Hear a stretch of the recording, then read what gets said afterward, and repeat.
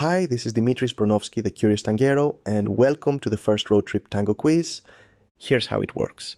I'll ask you a series of questions, one at a time. After each question, you'll have 15 seconds to answer. Let everyone in the car give their own answer before moving on. Try to keep your answer as short as possible, but if you feel it needs a little explanation, go ahead. There are no right or wrong answers. The goal isn't to win the quiz. It's to discover how differently we all think about tango and maybe even about life. Don't overthink it. Your first instinct is often the most interesting one. If you enjoy this road trip tango quiz, there are plenty more waiting for you.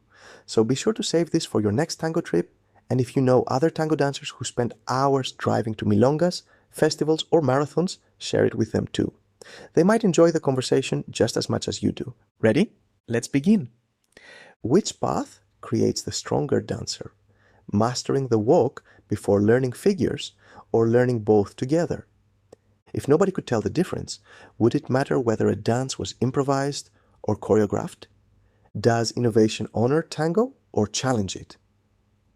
What's more important in tango, how it looks from the outside, or how it feels from the inside? Who should tango be for first, your partner or your audience? Would you rather dance with someone who excels in one role or someone who understands both? Would you rather dance all night with your favorite partner or have 10 unforgettable strangers? Would you rather understand one tango style completely or explore many different ones? Can technology bring people closer to tango or further from its essence? Does money buy a better tango journey? Should tango remain a refuge from society's debates or help reflect society's progress? Which is harder, making one step feel extraordinary or leading a complex figure clearly? Should dancers adapt to the milonga, or should every milonga make room for different kinds of tango? Should beginners spend more time watching or more time dancing? If equality means changing something you deeply love, do you protect the tradition or embrace the change? Can a glass of wine make tango better? If you could choose only one, would you rather have a body that feels completely free or one that can express absolutely everything you imagine? Should people improve at milongas or simply enjoy dancing? What's more difficult, moving an audience or moving one person? Can a tradition stay alive without changing? What's more beautiful, standing firmly on your own or trusting your partner with your balance? Should tango stay close to its roots or grow differently wherever it travels?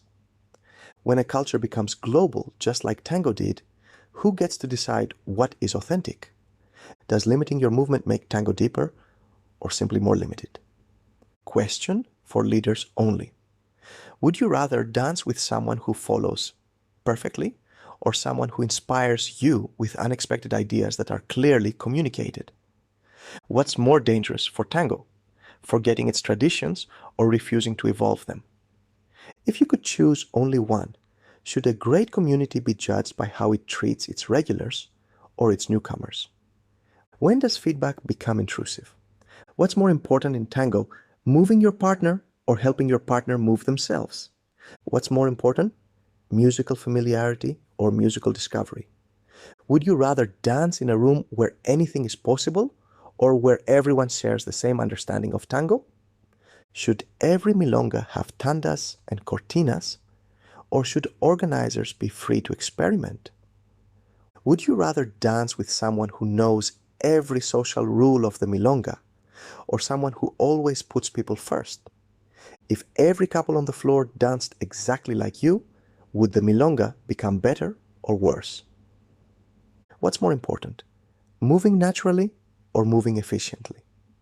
What's more beautiful, two dancers moving as one body or two dancers expressing themselves with complete freedom? Can an imperfect embrace still create a perfect tanda?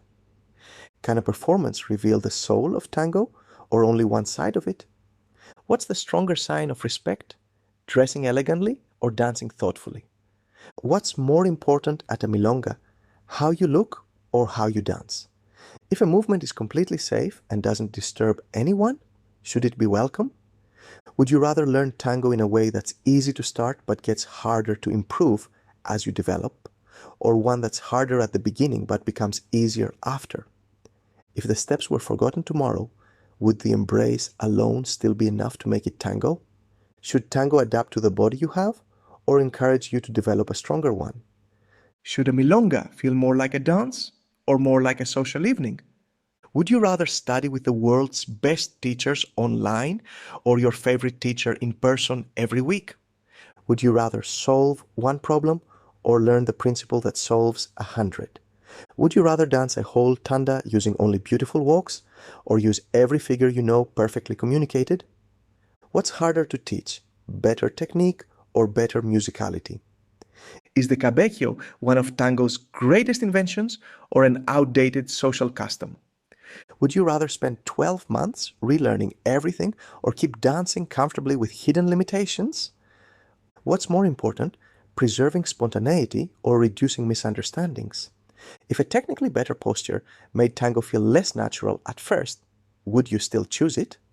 Should every tango dancer learn the cabeceo, or should every dancer feel free to invite however they like?